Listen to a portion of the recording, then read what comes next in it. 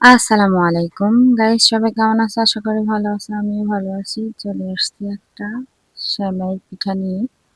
তো যারা বাংলা সেমাই খেতে পারো না, পছন্দ করো না, তারা আমার মতো পিঠা বানিয়ে দেখবে, খুবই মজা, ইয়াম্মি। তো তোমরা সেমাই যেভাবে রান্না করো, দুধ, চিনি, লবণ দিয়ে মাখো মাখো করে রান্না করবে, জানি পানি ঝোলটা বেশি না থাকে। মাখো মাখো করে একটু শক্ত করে রান্না করে নিবা। যখন ঠান্ডা হয়ে আসবে তখন ডিম দিয়ে দিবা। দিয়ে তারপরে তালের বড়ার মতো ছোট ছোট করে পিঠাগুলো দিয়ে এপিঠ ওপিঠ লাল লাল করে ভেজে নিবা। দেখবে অনেক মজা, অনেক সুস্বাদু, খেতে খুবই ভালো লাগবে। আর সেমাই তো সবসময় একরকম খেতে ভালোও লাগে না, এক টাইম এক এক রকম খেতে খুবই ভালো লাগে, মজা লাগে।